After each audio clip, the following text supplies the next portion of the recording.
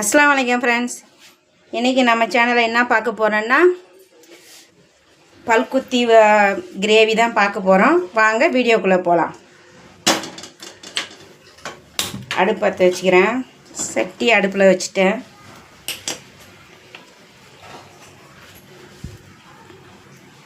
சட்டி சூடாகிட்டு தேங்காய் எண்ணெய் ஊற்றிக்கிறேன்.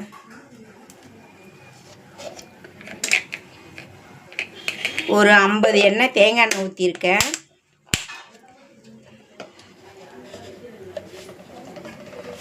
இப்போது அதோட அந்த தேங்காய் எண்ணெயோட ஒரு ஸ்பூனுக்கு நெய் ஊற்றிக்கிறேன்.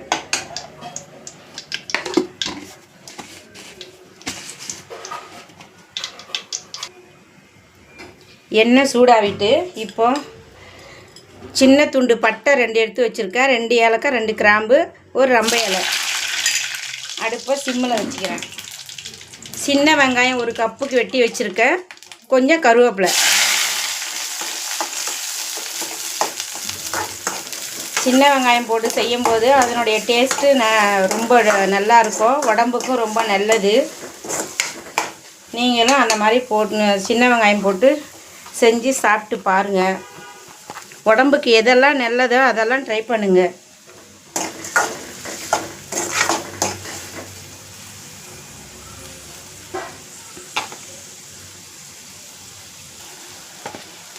இப்போ வெங்காயத்தை நல்லா வதக்கி விட்ருவோம். பாருங்கள், நல்லா வெங்காயம் வெந்து வந்திருக்கு.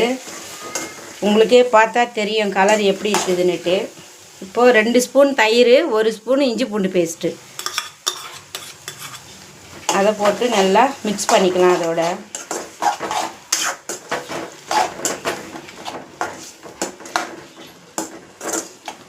பச்சை வாடை போகிற வரைக்கும் ஒரு 2 நிமிஷம் அது அப்படியே சிம்மில் இருக்கட்டும்.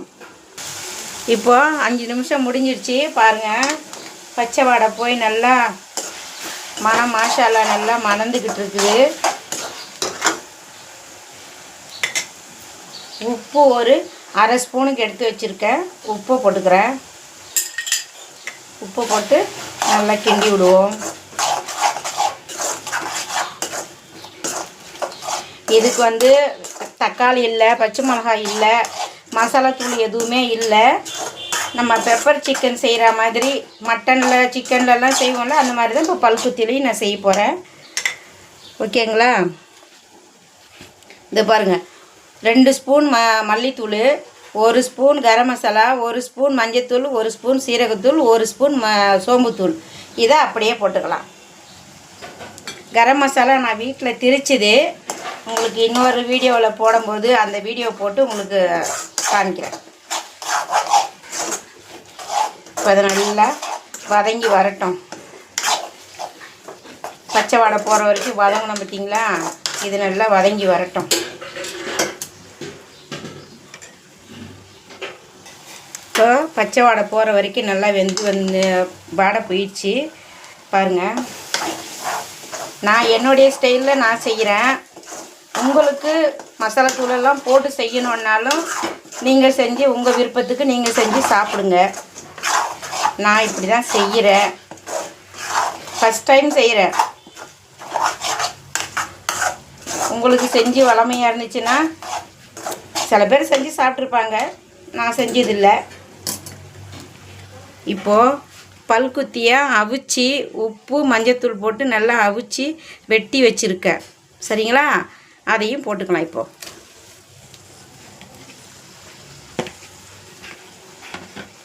போட்டு நல்லா கிண்டி விடுவோம். போட்டாச்சு, கிண்டி விடுவோம்.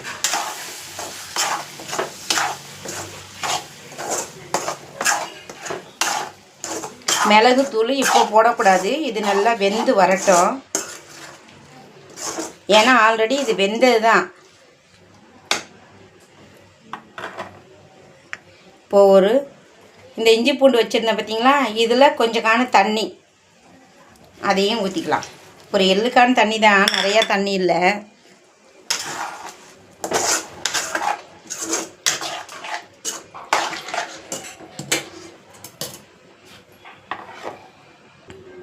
இப்போது இதுக்கு ஒரு மூடி போட்டு ஒரு 5 நிமிஷம் சிம்மிலேயே வைப்போம். அதுக்கப்புறம் பார்க்கலாம் ஒரு 5 நிமிஷம் கழிச்சு. இப்போ 5 நிமிஷம் முடிஞ்சிருச்சு. திறந்து பார்க்கலாம். சிம்மில் தாங்க வச்சுருக்கேன் அடுப்பை, அதனால் கிண்டி விடுவோம். அது கொஞ்சம் தண்ணி ஊற்றினேன் பார்த்தீங்களா, அந்த எள்ளுக்கான தண்ணி, அது இதில் தண்ணி இருக்குமோ என்னன்னு தெரியாது எனக்கு. பல்குத்தியில் தண்ணி எதுவும் இருக்குமா? நான் அவிச்சு எல்லா தண்ணியும் எடுத்துட்டேன்.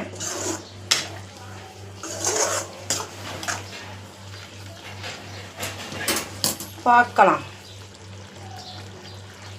இன்னும் ஒரு 5 நிமிஷம் சிம்மில் வைக்கலாம். இப்போது ஒரு 5 நிமிஷம் முடிஞ்சிருச்சு பாருங்கள். இப்போ நம்ம அதை கிண்டி விடுவோம். மாஷா அல்லாஹ் எப்படி வந்திருக்கு பாருங்கள், செமையாக இருக்கா,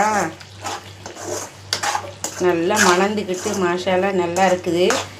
நீங்களும் இந்த மாதிரி ட்ரை பண்ணி சாப்பிட்டு பாருங்கள். இது உடம்புக்கு ரொம்ப நல்லதுங்க. ரத்தம் இல்லை, ரத்தம் ஊறணும் அப்படின்னு சொல்கிறவங்க பல்குத்தியை வாரத்துக்கு ஒரு முறையாவது வாங்கி சாப்பிடுங்க, சரிங்களா? சிறிதளவு கஸ்தூரி மேத்தி போட்டுக்கிறேன். கருவேப்பிலையும் புதினாவும் வெட்டி வச்சுருக்கேன். என்கிட்ட கொத்தமல்லி இல்லை, அதையும் தூவிக்கிறேன். இப்போது கடைசியாக இந்த ஸ்டேஜுக்கு மிளகுத்தூள், ஒரு 2 ஸ்பூன் மிளகுத்தூள், அவ்வளோதான். குட்டி ஸ்பூன் தான், அதனால போட்டிருக்கேன் 2 ஸ்பூனு. உங்கள்கிட்ட ஏன் நான் அந்த ஸ்பூனை காட்டுறேன்னா, சின்ன ஸ்பூனுன்னு சொன்னால் உங்களுக்கு தெரியாது, அதனால் இந்த குட்டி ஸ்பூனை தான் காட்டுறேன், சரிங்களா? பாருங்கள், மிளகு பல்குத்தி வறுவல் ரெடி ஆயிடுச்சு. நீங்களும் இதை ட்ரை பண்ணி சாப்பிட்டுட்டு எனக்கு கமெண்ட்டில் சொல்லுங்கள் எப்படி இருக்குதுன்னுட்டு. என்னுடைய ஸ்டைலில் நான் இப்படி செஞ்சுட்டேன். உங்களுடைய ஸ்டைலில் நீங்கள் எப்படி செய்வீங்கன்றதை எனக்கு கமெண்ட்டில் சொல்லுங்கள். எத்தனை பேருக்கு இப்படி மிளகு போட்டு சாப்பிட்றதுக்கு பிடிக்குன்றதையும் கமெண்ட்டில் சொல்லுங்கள், ஓகேங்களா? மிளகு வறுவல் சரியாக ரெடி ஆகிட்டு, மிளகு பல்குத்தி வறுவல் ரெடி ஆகிட்டு.